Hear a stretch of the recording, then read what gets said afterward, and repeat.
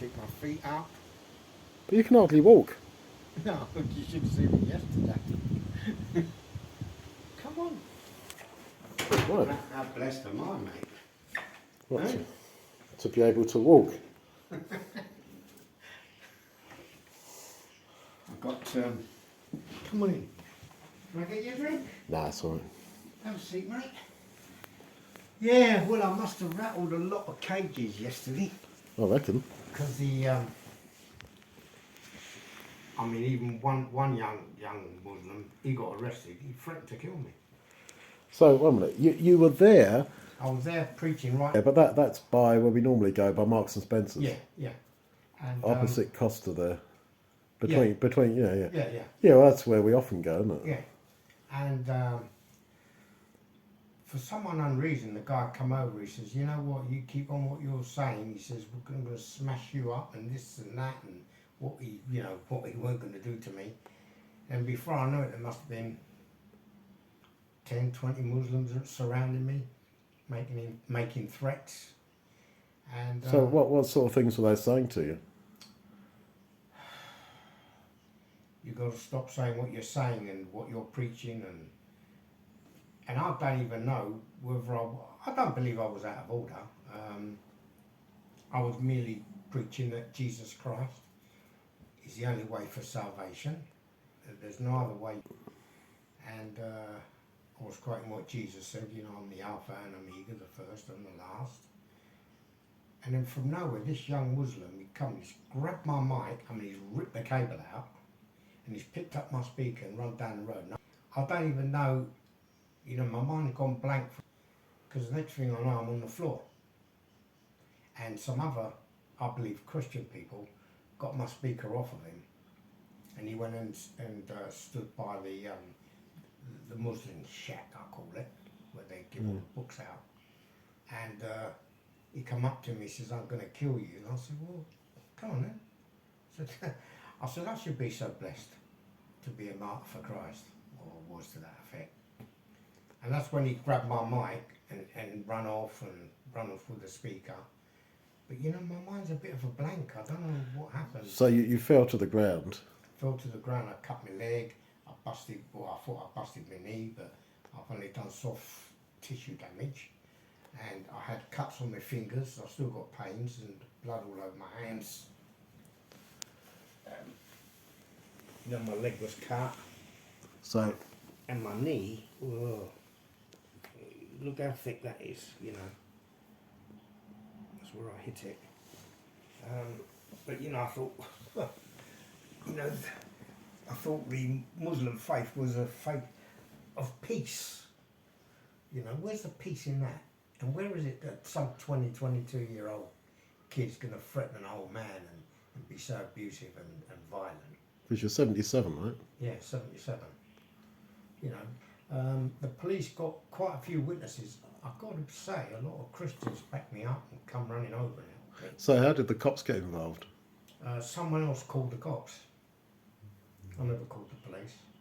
The only thing is, I reckon they're going to charge the guy, but the thing is, if I go to court and they get my full name and address, can't do it, can I? No. Because they will kill me, mate. There's so much hatred and anger in the Muslim faith. It's unbelievable. But I mean, down there, in that mall there in Croydon, I mean, everybody is preaching their bit. You know, there's Christians there, there's Muslims, there's Yeah. Baha'i people. I don't think they could say that you are particularly trying to wind them up or anything, because, I mean, everyone's almost standing.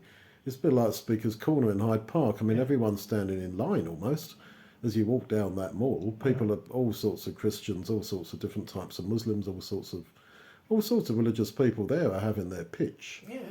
And if you're not particularly, you know, specifically trying to wind up the guy. Which I wasn't. No. What happened?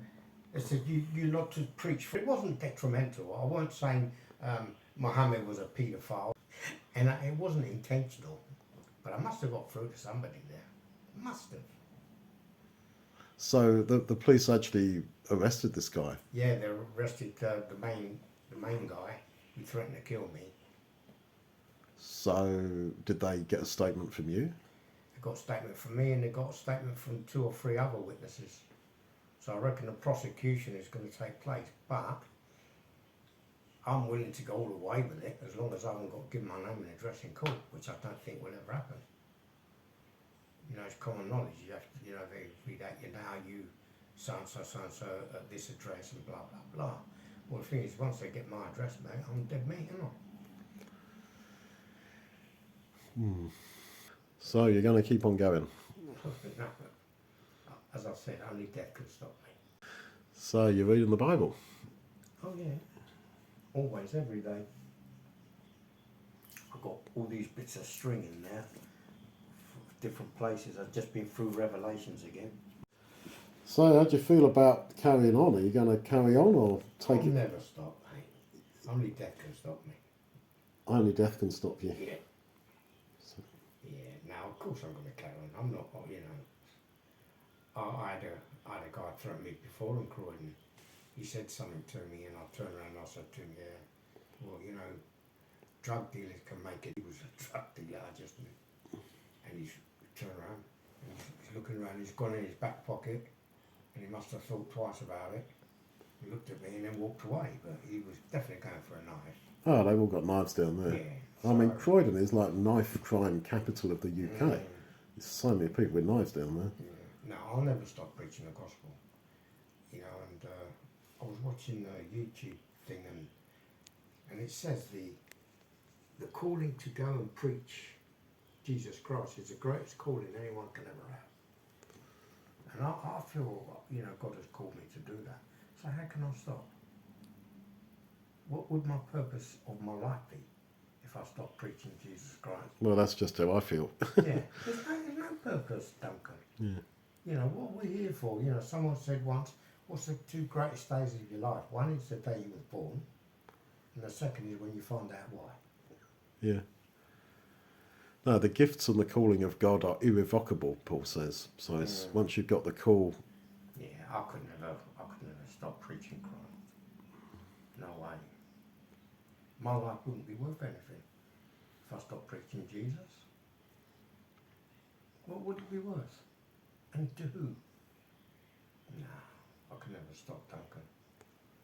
And I wouldn't want to stop either. Doesn't matter. You know, one day Christians will have to make a stand, and you know, and a lot of Christians are going to die for their faith. You know, but God is with you. You'll be fearful, sure, but you go through with it. So were you frightened when this guy... No. I don't know why. I should have been, but I wasn't. You know, when he said, "Oh, I could kill you," and I says, "Come on then." I said, "I'm not afraid to die." You know, and that sort of made him think twice. But I do believe that some Muslims will kill you, and they wouldn't worry about it, mate, because you're a dog. You're nothing to them, and yet some Muslims are nice people. No, I don't know why. I should have been scared, but I wasn't.